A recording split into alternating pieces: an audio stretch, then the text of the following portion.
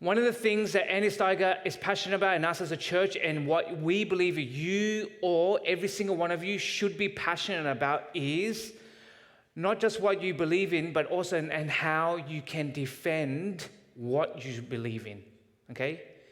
And so from Apologetics Canada to what Andy Steiger started, to books like, Thinking Like His, or, The Reason for God, there's a place and a space to defend the faith. And so we believe, and that's the thing we want to wrestle through this series, to equip you. But this is only one step of many steps, which means is you have to, as a Christian, continue that journey, correct?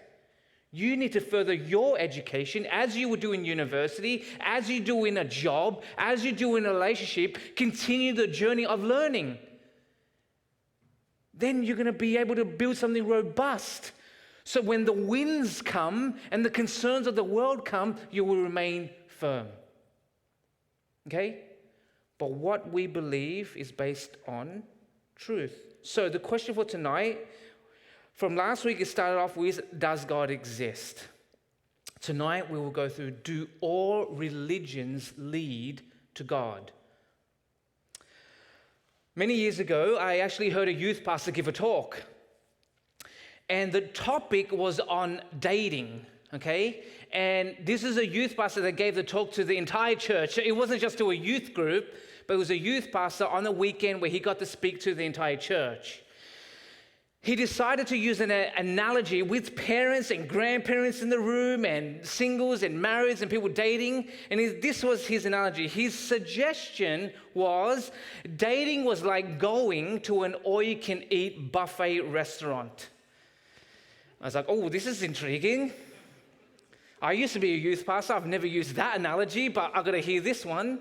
And he keeps going. He says, as he pushes the analogy a bit further, he then says, it's like you try a little this, and then you try a little that. And when the time comes, then you find the thing that you really want, and that's the thing you eat for the rest of your life. It's like, oh, wow. And he kept going. He wasn't going to stop. And he was like, because, you can't just go out into the buffet and say to everybody there at the buffet restaurant, that all-you-can-eat restaurant, that everybody needs to eat the fried chicken and nothing else. Some of you guys will be totally happy with that. I get it. But there were some in the room that want salad. I don't know who those people are. I don't want to know who those people are. But some people want other things. So his suggestion, so on as the analogy pushes, was, hey, life is like that. Dating is like that and should be like that. So he wasn't making a suggestion, like as in, you know what I mean? But he was actually saying, no, this is what dating should be, even in the Christian realm. Try whatever you like.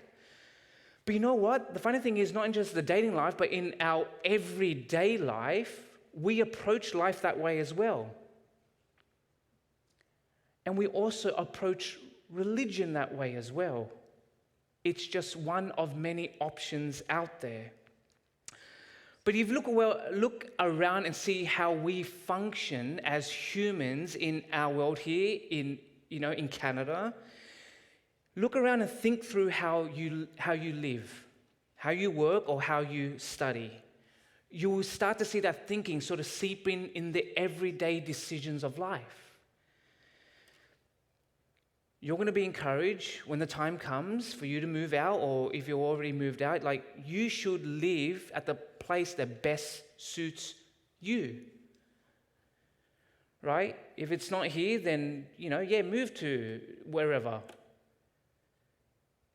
Work. You should work at the place that you love most, or the one that appreciates you most, or the one that gives you the most money or pays you the most. Or study. We have this innate thing in us that believes that if I study at the most prestigious university, I'll get into the most prestigious job. Right? Or we'll go to the university that's best based on a particular topic or subject that we're trying to learn. But basically the idea is you have options. We do that every day. If you don't like one option, we just move to the other. And so that's the question we got to now think through in the framework of that is, do all religions lead to God? If the way that we think is about life and everyday stuff is, hey, it's just one of another few options. You have to understand that this topic is still an issue. It's still not resolved. Because our culture would say, and still says, it is arrogant for any one person or any one group to claim they have exclusive rights to truth. Christopher Hitchens, he's passed away now, but as an intellectual atheist, he has said, it is fantastically arrogant for anyone to claim to know the mind of God. And you know the cultural moment that we are in, that all of us are in together today, it would tell us that because in our culture we have more access to information than any other time in history, that we as a society, culturally, are more intelligent than any other time in all of history. So, if that's the case, then guess what? This is an even playing field now, all of us, all around the world. But yet, committed Christians believe that there is only one true God, and that these committed Christians are called to worship Him and worship Him alone. And Christians would outright completely disagree with even someone like Mahatma Gandhi, who would say religions are different roads converging to the same point. See, Christianity sounds pretty exclusive, but we live in a time where truth is relative, which is truth, society and culture would claim, cannot be known by an individual or a group. That's why we make statements to reassure ourselves of your truth is your truth and my truth is my truth. So the claims that Christianity makes are offensive and intolerant. I'm not going to spend too much time on the passage I'm going to read, but it's a bit of a framework to how we continue in the topic of, do all religions lead to God? In Acts chapter 4, verses 1 to 12, I'll read it for us, and it says this. It's a setting of Peter and John, and they're the ones doing the talking, the preaching. And as they were speaking to the people, the priests and the captain of the temple and the Sadducees came upon them, greatly annoyed because they were teaching the people and proclaiming in Jesus the resurrection from the dead. And they arrested them, that is Peter and John, and put them in custody until the next day, for it was already evening. But many of those who heard the word believed, and the number of the men came to about 5,000. On the next day, the rulers and the elders and the scribes gathered together in Jerusalem, and Annas and the high priest Caiaphas and John and Alexander and all who were of the highly priestly family. And when they had set them in the midst, they inquired, "But what power or by what name did you do this?" Then Peter, filled with the Holy Spirit, said to them, "Rulers of the people and the elders, if we are being examined today concerning a good deed done to a crippled man, by what means this man has been healed, let it be known to all of you that to all the people of Israel, and by the name of Jesus Christ of Nazareth, whom you crucified, whom God raised from the dead, by him this man is standing before you well. This Jesus is a stone that was rejected by you, the builders, which has become the cornerstone. And there is salvation in no one else, for there's no other name under heaven among men by which we must be saved."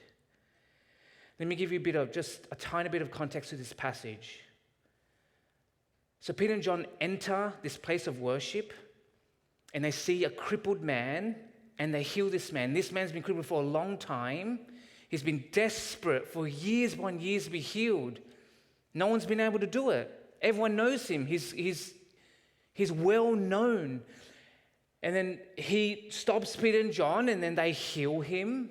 And everyone who knows the case They're completely amazed. That's why it gets to the crowd. That's why it gives you a number, gives you actual facts that there was actually 5,000 men, which would have been more because there would have been women as well. And they're all in amazement listening based on what they have done for this crippled man. So Peter goes on this long speech to the people about Jesus. Then when we get to chapter 4, all of a sudden, because there's been such a crowd and there's been such a commotion and rumors and words have gone out, that the religious priests of the time, but also the religious police that were to govern the law, were there. And then the Sadducees, which is an interesting part because the Sadducees believed that there was no resurrection, sort of no afterlife, no spiritual life, no angels, no demons. Them and the Pharisees did not get along, but here they're getting along to attack Peter and John. And then Peter and John are put in front in a trial to defend their actions.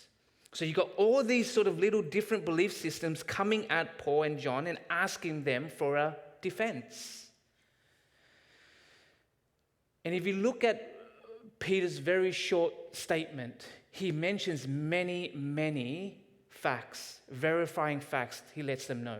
Even when he says Jesus, he doesn't say just Jesus. Generally, he actually says Jesus of Nazareth, which would encourage the people, go to Nazareth, Pharisees, go to Nazareth and go ask people about Jesus there. He's giving you a sort of a time and a place and location, but there they are. And their claim right at the end of verse 12 is, there is only one name that can save all of humanity. And they stand by their claim in this trial, in court. I've got a slide for you, and it's of an interesting statue of. It's a story that comes out of India many, many years ago. The idea of this statue, this picture, is this, because this is a lot of the analogies that people will use to frame this idea of that no religion has the right to claim to be exclusive to the truth. Okay. So the story goes is that sort of three or a few blind men are led to an elephant, but they don't know it's an elephant. Okay? So the blind men each hold a different part of the elephant. So one feels the trunk and then says, whatever this thing is, it's like a snake. And the next blind person then says, no, you're wrong, as this blind man is holding the tail and says, no, you're wrong. Whatever this thing is, it's like rope. And the third blind man is holding onto the leg and says, no, you're both wrong. Whatever this thing is, it's like a tree trunk. So the argument goes is that all of them are right, because they are all each seeing just one part of the truth. And so that's the way religion works. So no religion can claim to anything exclusive, but all religions hold on to a different part of the truth. Knowing that most of those in the room, will claim to be Christian. So here's my call to you. You and I now live in a time that is very tense and difficult. And there'll be some of you in the room that will even consider and think about softening the claims of Christianity because it's just too much. And then you start to ask questions like, maybe Christianity isn't the only way. At least that'll help me get into a better dialogue with people. Or maybe, the analogy is right. Maybe it is one of many other good options. Northview, to all our sort of young adult people here, my brothers and sisters, first of all, I'll let you know this. I love our country.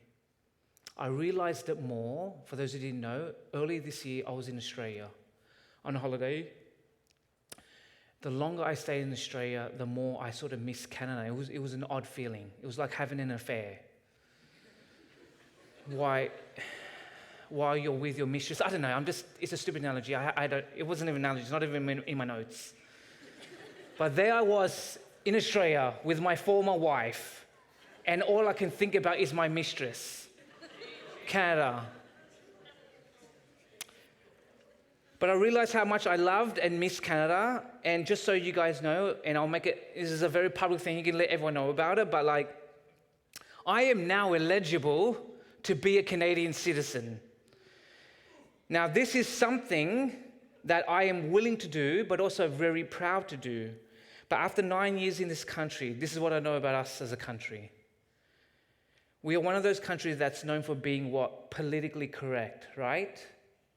We're also one of those countries that is known for saying sorry all the friggin' time.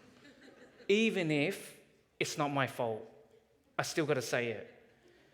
We're just known as nice people. That's what we are. That's what we want to be known as.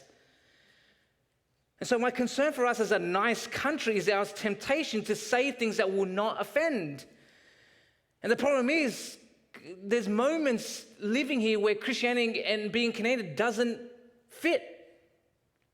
Because Christianity comes off really offensive and also really arrogant. So what do you do as a nice country when the message that you need to proclaim and ask to proclaim doesn't seem nice and is completely offensive? And Jesus would go on and dare say stuff like, hey, people, if you're going to follow me, you might have to leave the ones that you love to follow me. That's what he says. You're going to have to hate everyone else and love me only. That sort of can rub us the wrong way as Canadians. But just because Christianity makes a big claim that Jesus is the only way to save all of humanity, it does not mean the statement itself is arrogant. Think about it this way. What if I said to you and to the rest of the companies out there and factory workers or whatever it is, Apple, the brand, the company, is the biggest company in the world. Does that sound arrogant? Sounds arrogant. But what if that claim is actually based on actual facts? Because the truth is, Apple is worth about now, today, $2.8 trillion. It is the biggest company in the world today, the biggest. So my claim to you is that if there are adequate grounds for the claim, facts that support the claim, then it is not arrogant to make the claim. And Christians have solid grounds for believing that Jesus is the only way. And Jesus himself has said, I am the way, the truth, and the life. No one comes to the Father except through me. It is not arrogant to believe in what Jesus has said about himself. It is his claim to make. And it's a claim that we repeat. And it's a claim that Christians stand on. What you feel about it doesn't change the truth. See, the problem is not that the religion itself of Christianity, the beliefs of Christianity, if you dig down deep, the real objection about Christianity is the claims of Jesus. The claims that he makes about himself. So the question for everyone in the room always is Jesus who he says he is he God? Or, as C.S. Lewis would say, is he sort of like a lunatic, a crazy person that claims to be God? He can't be both. He has to be one or the other. And so, besides going into Jesus at a different time, but know that Christianity's claim to exclusivity gets most of the attention. But yet, if you dig down deep, it's really about Jesus. Last summer, I did a funeral for like a family friend. He wasn't a believer, so he wasn't a Christian, but the family had asked me, and so I agreed. I said, I'll do it if you allow me to make the claims that I will make. But if you don't, I won't do it. You can get someone else. It's very easy to replace me. And so they agreed, because I said I wanted to make the claims that Jesus is the only way at this funeral, knowing how many non-Christians would be there. But there was a moment in the funeral last summer when we sort of had this very short section of an open mic moment for some of his non-Christian friends to come and share a few things. If you've been at a funeral before, you'll hear some of these statements being made. Not just at this funeral, but others as well, which were, and they will repeat at every funeral I've been at, that the person who had passed away was a good person. He was so good, he was so nice, he was so loving. And another statement that was made was, thank goodness they're in a better place now. They're no longer suffering. We make those statements partly because our culture believes what? That good people go to a good place and bad people go to a bad place. So after the funeral was done, we had a special dinner involving just the closest family and friends. And one of the guys in front of everyone he pushed me on my talk and asked me about the afterlife. And during the conversation, which was a very nice, polite conversation, he wanted to openly share that he disagreed with me wholeheartedly and then gave an analogy to prove why he would disagree. And the analogy goes like this. It's sort of similar to the elephant one. This is sort of similar. And the analogy goes like this. He says, Pastor Vinh, everyone in this world, it's like climbing up a mountain, one single mountain, like Mount Everest or whatever it is. And everyone's climbing it from sort of a different, sort of base camp, different place and area. But we're all heading to the top because that's the destination. We're all heading towards there. So in a sense, it was like, so all beliefs will get you to the same place. So why can't you and other Christians just get along with everyone else? I don't know if you've seen this bumper sticker on the next slide, but there's a bumper sticker that's been around, it's been around since the 90s, okay? But you see every now and then, I've seen it around in BC, and the bumper sticker, you can see it's all the sort of the religious symbols that's sort of meant to spell out coexist, okay?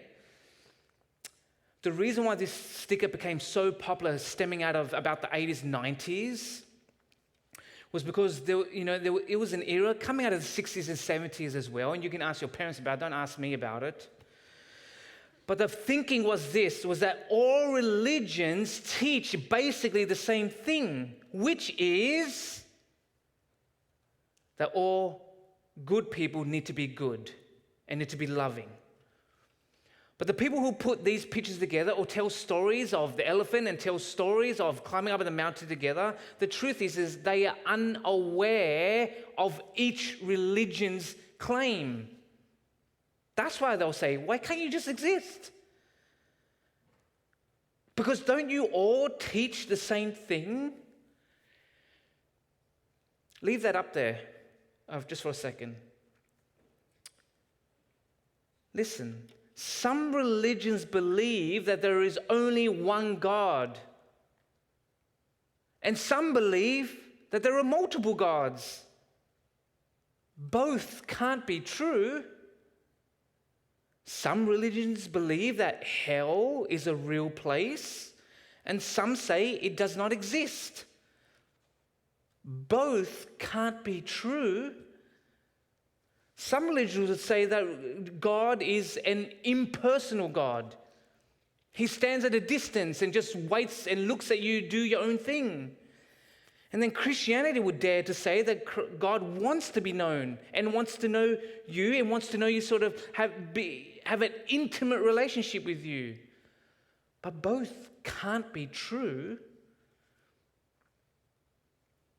And some religions would say that our behavior will get God's approval. And yet Christianity says that your behavior counts for nothing. But both can't be true. And some say that Jesus rose from the dead. And others would say he is still dead. Both can't be true. The fact is, not all these religions can be right. Some, if not nearly all of them, have to be wrong. They both can't be equally true. And like I said before, how you feel about them does not change the truth claims themselves. And the statement, people will make statements to you that there is no objective truth, but that statement itself is an objective truth claim, is it not?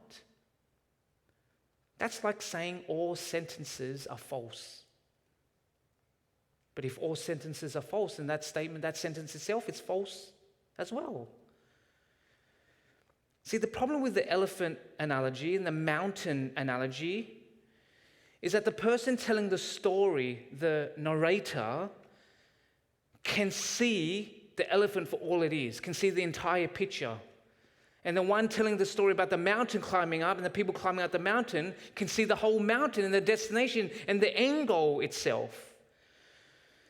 And yet the funny thing about both these stories and analogies that have been told for many, many years is that the narrator, for some reason, doesn't enter the story and tell the people the truth.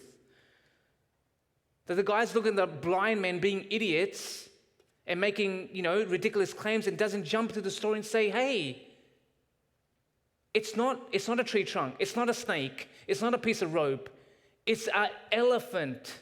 So someone will have to know the entire truth. And it's sad that when these narrators tell these stories that they have the truth but won't even share it. Christianity is not like other religions because it is not about being a good person. It's not about doing enough to outweigh the bad and then somehow you get in. Christianity actually says the very opposite of those things. It says that bad people go to a good place. See, the act of being good does not get you into heaven, even though Christians are called to be good, but it's not the reason for their hope and their ending and their destination. As an apologist once said, Jesus did not come to make bad people good, he came to make dead people alive. So do all religions lead to God? There's an issue with the question itself. And the issue is the word religion. The dictionary will define religion, the word religion, as, it says this, a personal set or institutionalized system of religious attitudes, beliefs, and practices.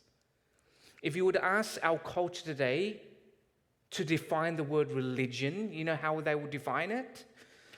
They would understand it as moralism, as this idea of the stuff that religious people do, right? It's just the stuff that you do. And then Christianity would jump in and say, but that's the problem. The stuff that you do, that's the actual problem, not the things that saves you and gets God's approval.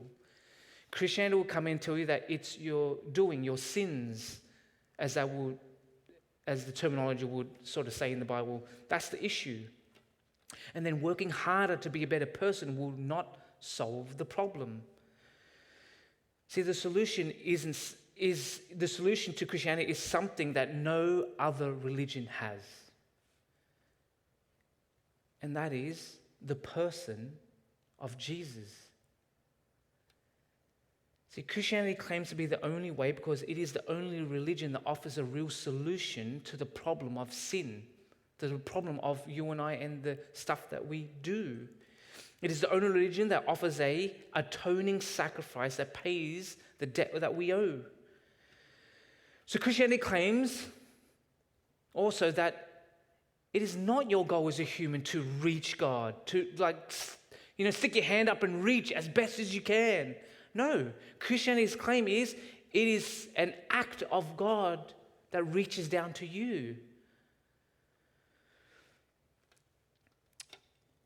Many years ago, I remember sort of walking downtown Sydney when I was still living in Australia at the time. And I noticed for some reason there were sort of young Mormon missionaries sort of scattered. And you know who they are from what they wear and that little black badge that they wear. And so I recognized they were sort of scattered along this main strip on the sort of the downtown core in Sydney. And I noticed that some of them were talking to people. And I remember walking down, and for some reason I started praying, oh God, please let them pick me. It would just be fun. And I got selected. And I said, oh yes. So this young Mormon missionary, him and I started to get into a dialogue. And I started to sort of dismantle everything that he was saying to the point where he was getting really angry and frustrated, to the point where he sort of gave up. And I remember walking away, and I was like, whew, I won. It was actually a really good feeling. But yet it wasn't my finest moment. And here's why. Even though I got the guy in the corner in a bit of a bind that he couldn't get himself out of, all these claims of Christianity, all the ones that it claims to be, cause Christians to not be arrogant. It calls Christians not to demean people, despise other religions. That's not the call. Christianity calls on other Christians to what? To do the very opposite. It calls us to be like Jesus, the person we follow. It calls us to show kindness, patience, and grace to all other people and religions, especially those we disagree with. And even though in our cultural moment, and our cultural movement has informed you and I that, and has shaped us to truly believe in our core, that those who disagree with us hate us. The claims of Christianity to all Christians listening should humble us, should cause humility in us. So do all religions lead to God? The answer is no. Religion itself, in the ways I just defined it, then no. Jesus leads to God. That's it. I want to conclude with you from Revelation chapter 7, verse 9 to 10. It's a section where John, who's writing the book of Revelation, God gives him a glimpse into heaven and what it's going to look like. And this is what John says. He said, after this I looked, and behold, a great multitude that no one could number, from every nation, from all tribes and peoples and languages, standing before the throne and before the Lamb, clothed in white robes with palm branches in their hands, and crying out with a loud voice, salvation belongs to our God who sits on the throne and to the Lamb. Do you see the image that the Apostle John gives? Basically what he's saying is this. When you look around the room even tonight, and when you interact with others tonight, and when you pray with others tonight, this is what I want you to know. It is through an exclusive claim that you're here. And yet in the midst of that, Think about all the types of people that will gather under the name of Jesus. It's a loving and welcoming thing to be under Jesus.